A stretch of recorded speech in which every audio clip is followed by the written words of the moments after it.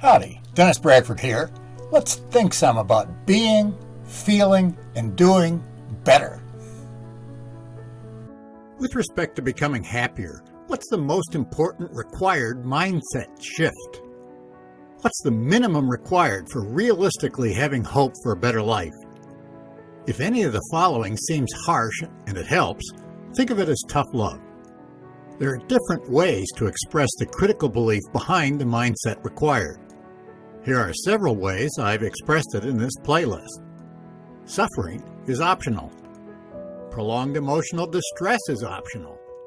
All prolonged dissatisfaction is optional. Happiness is your birthright, but you have to claim it. If there's too much dissatisfaction, misery, suffering, agony, anguish, or torment in your life right now, is it reasonable for you to hope for better days to come? Yes, but only if you have fully absorbed the most critical insight. What's that? The quality of your life is up to you. There's nothing out there that can make you happy or unhappy without your permission. There's nobody or no situation out there that cures unhappiness in a lasting way. In truth, there is no out there. In other words, you're responsible for the quality of your life. You are able to end your unhappiness, but only if you commit to doing it. Since that's true, if you're hurting a lot, it means that you've not yet accepted that responsibility and wholeheartedly and without reservation committed yourself to making your life better. If you're suffering too much right now, if you really want to be happier and live better, it's because you don't understand how to do that. Don't be fooled into thinking there's something wrong with you. There isn't. That's just an excuse. Remember that about 80% of the world's human population calibrates at 199 or less, which means that 4 out of 5 humans alive today are unhappy. So, what should you do if you're unhappy and don't want to be that way? Here's what I recommend. The first step is to take an honest look at yourself and admit to yourself that you're unhappy, that the quality of your life is unacceptably low. There's too much pain and sorrow. If you have been, don't keep trying to distract yourself from that admission. The second step is simply to decide to do whatever it takes to fix that. Since you're responsible for the quality of your life, you have that option. Nobody else can fix it for you. Decide to find out what it takes and then do it. The third step is to admit ignorance. Obviously, if you're seriously dissatisfied, so far you've not demonstrated that you understand what you're doing. If you knew what to do, you'd be happy. Since you aren't yet happy, admit ignorance. This is adopting an attitude of humility. It's all right to admit ignorance. The good news about ignorance is that it's curable. It's not permanent, unless you keep your mind closed. If you do that, there's no hope of living better. By adopting an attitude of humility, you're lessening attachment to whatever form of beliefs that have been keeping you stuck. Remember, those beliefs are only yours because you've attached to them. Since they aren't serving you well, detach from them because they've been blocking your evolution. Living well doesn't just happen by luck or magic or accident. You simply haven't yet figured out how to live well. That's just a fact. Be humble and admit it to yourself.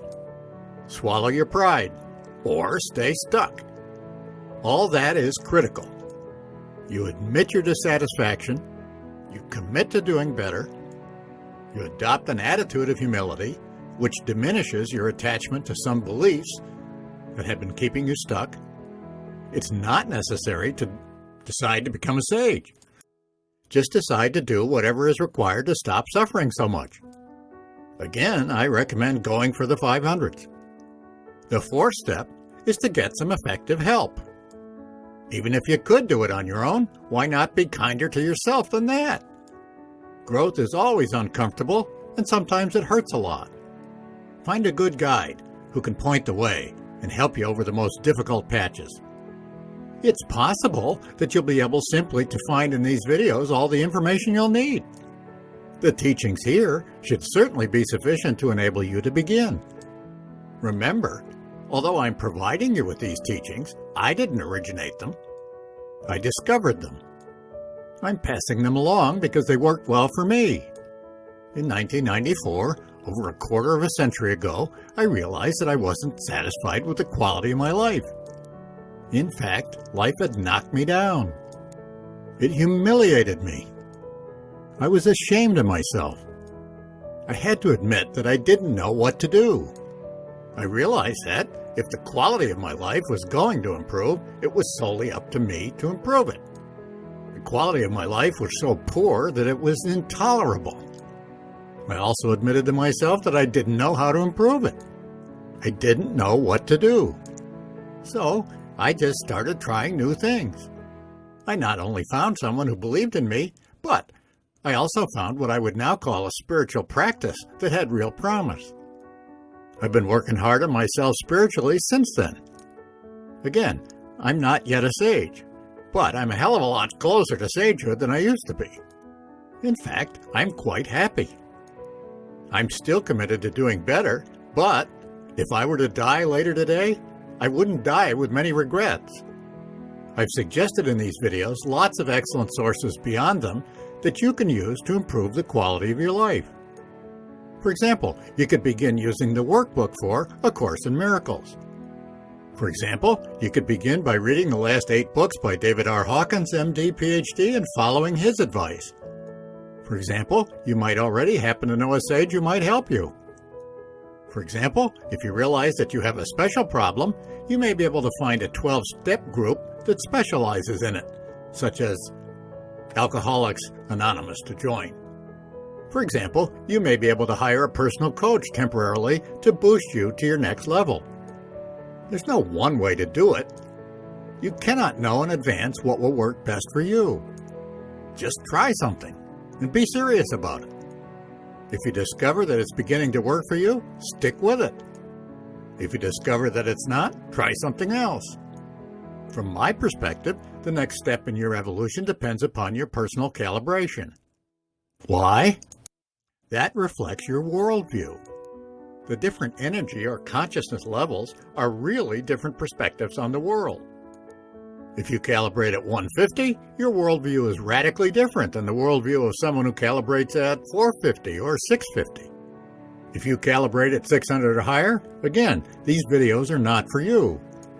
However, that only rules out less than 0.5% of the human population. If you calibrate at 199 or lower, you are in the same condition as about 80% of the world's human population and about 50% of the human population in the United States. In subsequent videos, I discuss some ideas related to advancing from different levels. Since 4 of every 5 human beings calibrates below 199, and so is really suffering, I begin there. Don't despair. Don't quit. That'd be foolish. Be hopeful. If 1, you admit that you're hurting and need to change. 2, commit to doing better. 3, humble yourself sufficiently to open to different ideas. And 4, get some help to test them. I assure you that happiness is yours to be had. I've done it. There's nothing special about me. Your essence is exactly the same as mine. I'm immensely grateful that I found a way forward. It took me long enough to get where I am. My hope is that what you're learning in these videos will shorten your learning curve. You already have everything required for success. You may doubt that, but I don't. If you've watched all these videos, good for you. By itself, that demonstrates a commitment to living better. If you haven't, they're available for you at no cost. You may find some surprisingly helpful ideas in them. Let's next consider more in the next video about how to actualize your commitment if your energy calibration is really low. Let's end emotional distress.